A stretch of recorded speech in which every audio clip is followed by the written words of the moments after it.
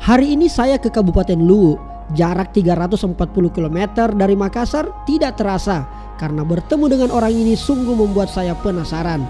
Sebab santer terdengar beliau adalah penegak hukum yang tajam dan tidak kenal kata kompromi.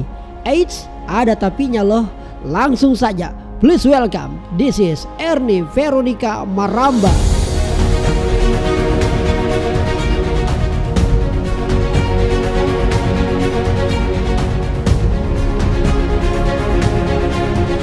Oke, kita sudah tiba di halaman parkir kantor Kejaksaan Negeri Luwu.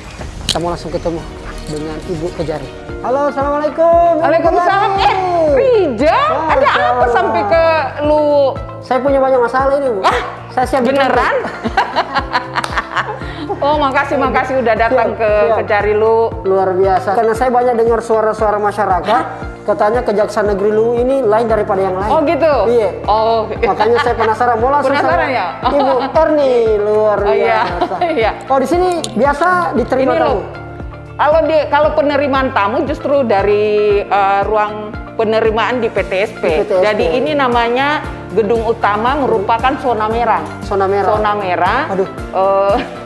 Zona merah. Jadi semua pengunjung tamu akan diterima di ruang penerimaan PTSP dan akan diarahkan ke ruang tunggu PTSP setelah diminta identitasnya, kartu KTP, kemudian di webcam. Wow. Jadi semua tamu akan ketahuan yang masuk ke sini.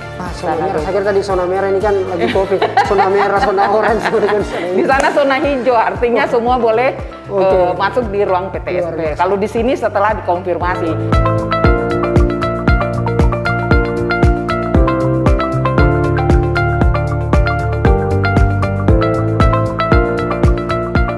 Ini Rijal ada quote-quote dan pemberitahuan juga kepada seluruh pegawai. Nah, jadi ini jadi pedoman. Iya, jadi pedoman. Ini 7 arahan Jaksa Agung ketika beliau menjadi Jaksa Agung. Ini 7 tertib. Semuanya kira-kira berjalan nih, Bu ya? Oh, harus berjalan. Harus berjalan. Harus berjalan. Kalau tidak berjalan bahaya. Oke. Seperti itu. Ini kemudian ada quote dari Presiden kita, Pak Jokowi. Saya sangat senang dengan bagaimana kita memaknai integritas. Sebenarnya sederhana aja, cukup dengan persesuaian antara ucapan dan tindakan. Nah, ruangannya ini gimana? Di sini. Biasanya untuk rapat-rapat singkat silakan. Cukup ala Ibu Kejari. Biasanya jaksa itu sebenarnya apa sih tugasnya, Bu? Saya kan biasa kadang-kadang apa sih bedanya polisi, jaksa, pengacara. Tapi kalau jaksa itu dia lebih fokus kemana itu, Bu? Jadi pada umumnya masyarakat mengetahui bahwa tugas jaksa itu di ruang persidangan sebagai penuntut umum. Penuntut umum. Itu yang secara umum diketahui oleh masyarakat. Betul. Jadi baik di penegakan hukum seperti sebagai penuntut umum, ada juga penegakan hukum di bidang perdata dan tata usaha negara sebagai jaksa pengacara negara. Jadi kalau jaksa pengacara negara dengan fungsi-fungsinya ada di situ pertimbangan hukum, bantuan hukum, penegakan hukum itu ketika jaksa itu mewakili kepentingan pemerintah atau negara baik di dalam maupun di luar pengadilan. Ini saya dapat kuliah SPI soal kejaksaan itu sendiri, luar biasa. Bu, boleh saya lihat ini ruang kerja meja. Meja kerjanya. Wah. Ya ampun, ternyata ditengok juga. Wah. Ya silakan. Agak berantakan.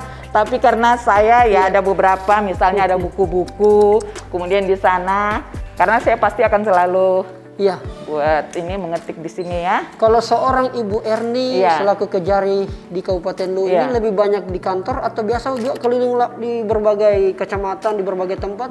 Jadi sebenarnya seharusnya imbang. Cuman saya tidak perlu fokus selalu ada di ruang kerja. Karena kan bisa juga mengendalikan pekerjaan itu karena ada pengendali teknis para kasih pejabat utama di Kejari Luwu. Jadi memang saya akan banyak keluar, tetapi tetap mengendalikan di dalam. Luar biasa. Bu, ini boleh coba ya, saya coba-coba. Oh, silakan. Waduh, jadi jaksa saya. Dalam beberapa detik Next People saya menjadi kejari. Nah, ya, silakan. Bismillahirrahmanirrahim. Oke, wah. Tolong panggil satu tuh, siapa yang mau dituntut? Luar biasa. Nah, di sini kan ada CCTV. CCTV. Wah, kontrolnya di sini. Iya, kontrolnya di sini. Seluruh lokasi kantor.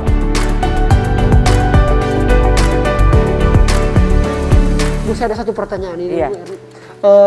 Katanya kalau Ibu Erni ini selama jadi kejari ini luar biasa pendekatannya ke pegawai, termasuk juga dengan beberapa stakeholder Forkopimda di Kabupaten Luwu, dan kadang-kadang katanya juga kadang-kadang agak-agak disiplin ketatnya luar biasa itu. Benar kayak itu, Ibu? Ya, sebenarnya itu seharusnya dilakukan terhadap pegawai, selain tegas tapi juga merangkul mereka, memotivasi mereka bagaimana mereka mempunyai rasa memiliki sense of belonging-nya terhadap institusi ini, sehingga bekerja dengan sungguh-sungguh, dengan ikhlas. Jadi tidak perlu nanti kalau ada atasan pimpinan baru mereka kelihatan kerja, tapi memang karena merasa punya tanggung jawab. Punya tanggung jawab. Dan itulah yang Ibu Erni lakukan. Iya, yang saya. Ayo Rizal, kita ke sini. Ya. Tadi saya penasaran memang sama satu gedung itu. Gedung PTSP. PTSP ya? Ya.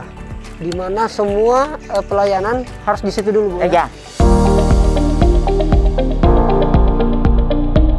Inilah ruang penerimaan tamu di PTSP. PTSP, iya, pelayanan terpadu satu pintu. Berarti semua pelayanan di sini dulu, Bu? Iya.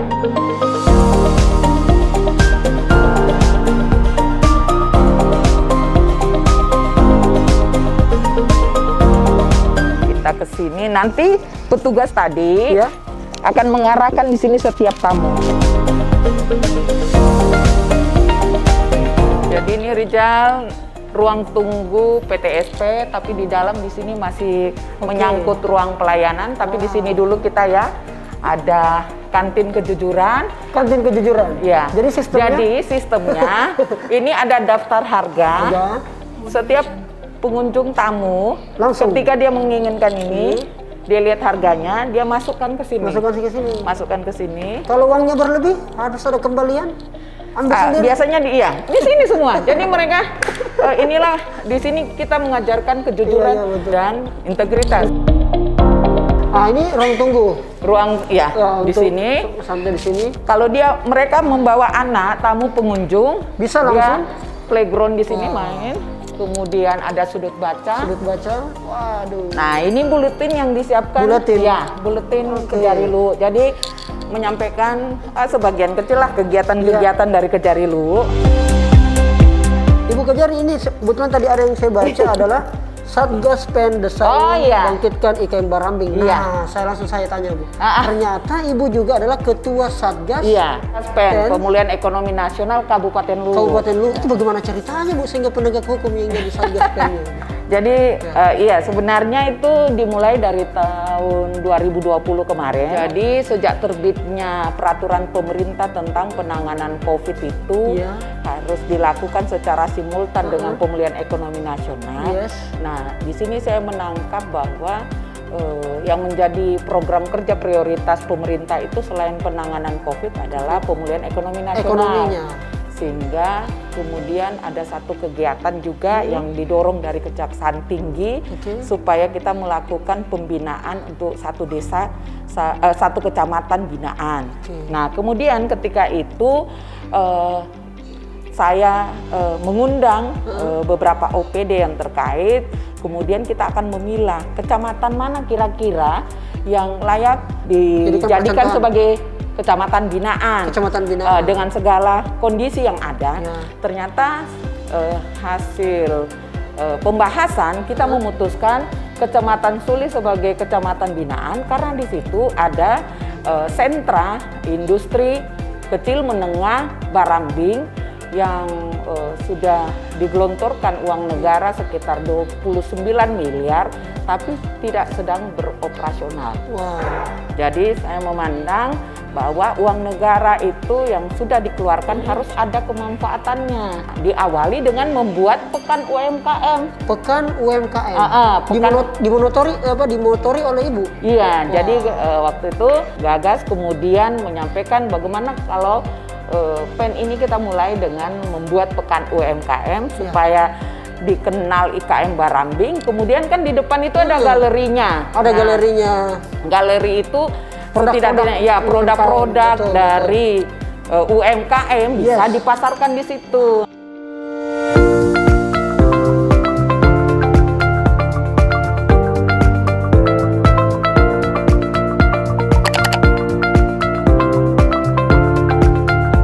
Gazebo. Ini namanya gazebo milenial. Wah, yang kasih nama ini siapa, Bu? Ibu Kajari? Iya. Kenapa harus ada milenialnya? Jadi kami jajaran Kejarilu juga sangat peduli dengan ini kaum generasi milenial ini. Kaum saya itu, Ibu Kajari. Kaum saya. Kaum Rijal kan? Ya, termasuk juga mungkin Ibu. Iya, ya pokoknya harus merasa milenial. Jadi kan kita tahu negara kita kan mendapatkan bonus demografi. Sepakat. Nah, artinya semua masyarakat itu harus memperhatikan milenial kita. Milenial, kasih ruang. Iya. Salah satu contoh ini.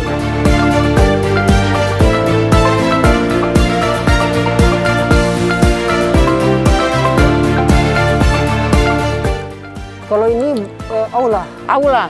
Oke. Jadi ini yang tadi Rijal pengen tahu, penasaran gedung apa ini? Coba kita lihat dari sini. Oke. Rijal, apa nama gedungnya? Jadi gedung ini baru diresmikan pada tanggal 22 Juli kemarin. 2021 pada saat Hari Bakti Adiaksa yang ke-61 oleh Pak Bupati Lu, karena memang gedung ini adalah hibah dari pemerintah kabupaten. Oh, hibah dari kabupaten. Karena siapa yang tidak mengenal Ibu Kajari Baharudin Lopa? Kira sosok panutan, sosok teladan dalam kejujuran, integritas, kejujuran, penegakan hukum, kejujuran, integritasnya. Mantan jaksa agung. Iya. Iya, jadi di sini di gedung ini kita tuliskan filosofi jaksa itu secara universal, ini bahasa Belanda, en onderbar. Jadi maknanya jaksa itu adalah satu dan tidak terpisahkan. Oh, itu maknanya. Iya, maknanya satu dan tidak terpisahkan. Akhirnya, nice people, kita bisa nongkrong di tempat yang keren ya, tamannya Kejarilu. Kita sudah bisa lepas masker karena kita di outdoor. Oke, di outdoor ya. Waduh. Ibu Erni, makasih banyak loh atas undangannya diajak keliling-keliling tadi. Iya, saya justru makasih karena ada seorang influencer. Amin. Di Sulawesi Selatan yang turut memperhatikan institusi kejaksaan kan. Luar biasa. Ibu adalah jaksa pertama yang saya ajak kolaborasi. Oh gitu? Iya. Oh, jadi ini akan jadi rujukan jaksa-jaksa berikutnya ya. Berikutnya. Ibu Erni, saya penasaran. Ibu kan seorang perempuan. Kenapa sih langsung tertarik pada dunia yang sangat, bagi saya sangat keras? Karena ini kerjaannya dengan orang, apalagi menuntut, gitu kan? Iya. Kenapa sih mau menjadi? Memang cita-cita ini menjadi seorang jaksa, Ibu Erni? Ya, kalau dibilang cita-cita asli ketika misalnya zaman sekolah ya. Belum juga, meskipun saya berlatar belakang bapak saya seorang jaksa. Oh, bapaknya memang berlatar. Jadi ketika begitu, ya namanya waktu itu tes apa ya, Sipenmaru zaman saya. Sipenmaru. Kemudian yang keterima itu di Fakultas Hukum Unhas. Nah, saya masuklah Masuk di Fakultas Hukum Unhas. Satu alma mater kita, Ibu. Oh iya. Unhas, Bo. Unhas, Bo. Nah, terus. Kemudian setelah menyelesaikan S1 Hukum tersebut, ya tentunya yang pertama dilihat ya yang dekat dengan hukum yaitu kejaksaan. Jadi saya mencoba masuk di kejaksaan dan diterima, dan saya merasa itulah jalan hidup saya. Jalan yang memang sudah ditentukan oleh Sang Pencipta buat saya untuk sebagai jalan pengabdian juga. Pengabdian. Disinilah Ibu berkarya dan sebagainya. Apa sih yang paling berat kalau orang jadi jaksa, Ibu? Kalau sebagai jaksa, iya. misalnya yang dikenal masyarakat umum itu jaksa ketika menjadi penuntut umum di persidangan. Jadi kan menuntut seorang terdakwa di depan persidangan. Kami harus membawakan bukti-bukti yang cukup, bukti seorang terdakwa dinyatakan. Kami menuntut bahwa dia bersalah. Nah, kalau sebenarnya sih ketika kita menuntut seseorang bersalah, yang kita pikir ya kalau dia perbuatannya ya harus sesuai dengan konsekuensi dari perbuatannya. Tetapi di balik seorang terdakwa itu kan punya keluarga. Punya keluarga. Apalagi kalau dikatakan bahwa ada tanggungan keluarga. Ada anak kecilnya. Ada anak kecilnya. Atau misalnya kalau dia seorang kepala keluarga, bagaimana keluarganya akan mencari makan. Tapi karena ini jaksa itu mewakili kepentingan negara, sehingga yang penting kita profesional dan tidak melakukan transaksional, jadi tidak ada tertuduh. Tertuduh rasa bersalah kok kenapa menuntut tinggi seseorang misalnya. Karena itu sudah kita lakukan secara profesional. Berarti nggak ada main perasaan. Jadi kita juga meyakini bahwa apa yang kita lakukan tidak menjolimi orang. Terus biasa nggak kalau ada juga semacam intervensi, kasih ringan-ringan lah, Ibu jaksa. Nah, ada apa? Teror misalnya dari pihak terdakwa. Kalau mencoba-coba ada. Mencoba-coba ada. Di sini jangkau coba-coba. Mencoba-coba ada, tapi kan kembali ke diri masing-masing. Itulah integritas. Masing-masing. Ibu, kalau diantara sekian banyak ini kejaksaan biasanya sih identik dengan kasus korupsi, Bu. Iya. Biasanya banyak nangani kasus-kasus korupsi begitu, Bu, ya, di kejaksaan. Ya memang yang kita tahu kan bahwa institusi yang pertama kali melakukan penyidikan perkara korupsi itu kan kejaksaan sebelum muncul institusi KPK dan Polri. Nah itulah memang ada kata dari Jaksa Agung bahwa tidak mungkin satu daerah tidak ada kasus korupsinya. Tidak mungkin ada satu daerah yang tidak ada kasus korupsi. Iya. Jadi artinya kalaupun di situ ada praktek-praktek korupsi itu, ya itulah yang kami ketika masuk di kejaksaan, kan setiap laporan itu harus ditindaklanjuti. Nah itu biasanya. Tapi bukan semata-mata ngurusin korupsi aja. Bukan hanya korupsi, kasus-kasus yang lain. Ya, kalau kasus lain misalnya kan kalau di bidang tindak pidana umum itu ya ada narkoba, pencurian seperti itu. Tapi selain itu kan maksudnya ada tugas dan fungsi kejaksaan di bidang intelijen, yaitu bagaimana meningkatkan kesadaran hukum masyarakat terhadap pencegahan tindak pidana korupsi. Itu yang paling penting. Nah, itu pencegahan dan kesadaran. Makanya tahun lalu kami bikin lomba keterbukaan informasi publik antar 207 desa itu. Ada pemenang tingkat kecamatan dan tingkat kabupaten. Itu diinisiasi oleh Kejari Luwu. Nah, ngomong-ngomong ini karena tadi soal menyangkut desa dan juga daerah Kabupaten Luwu. Bagaimana sih kesannya Ibu Erni selama bertugas kurang lebih 2 tahun di Kabupaten Luwu? Apa kesan pertama, first impressionnya seorang Ibu Kejari melihat Kabupaten Luwu? Kabupaten Luwu? Iya. Saya melihat... Ini Pak Bupati lagi nonton ini. lagi nonton nih. Jadi masyarakat Luwu itu terbuka. Terbuka menerima. Misalnya kami kan karena ini instansi vertikal ya. Instansi vertikal sangat terbuka menerima untuk bersinergi, terus berkolaborasi, dan sangat meminta kami juga untuk selalu mendukung pemerintah daerah dan masyarakat. Jadi bukan hanya jajaran pemerintahan saja, termasuk masyarakat. Mereka, dan saya melihat keterbukaan itu. Jadi masyarakatnya sangat terbuka. Sangat welcome banget. Welcome. Kalau soal potensi alam, Ibu? Saya sudah keliling banyak desa di Kabupaten Luwu. Saya naik gunung, terus main di sungai, mandi di sungai.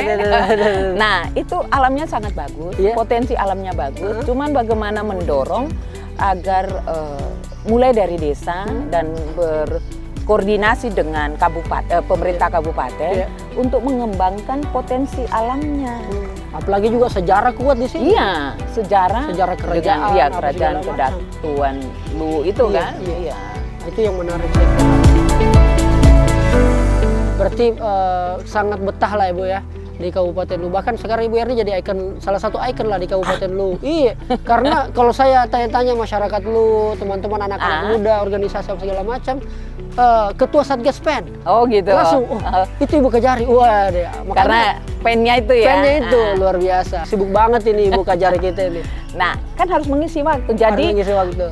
Sudah pisah jauh dari keluarga, jangan santai-santai di sini. Jadi merasa bermanfaat di sini. Iya. Biar kita menjaga nama institusi dan jaga juga nama pribadi. Iya. Luar biasa.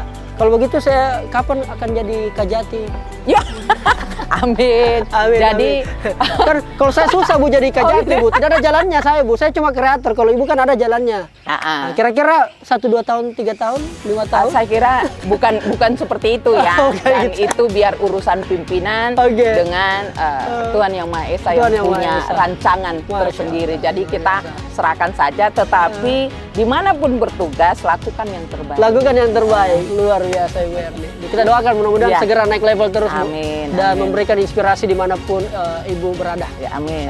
Ya. Makasih banyak Bu. Sama-sama. Rizal juga udah mau datang dengan tim kreatornya. Siap.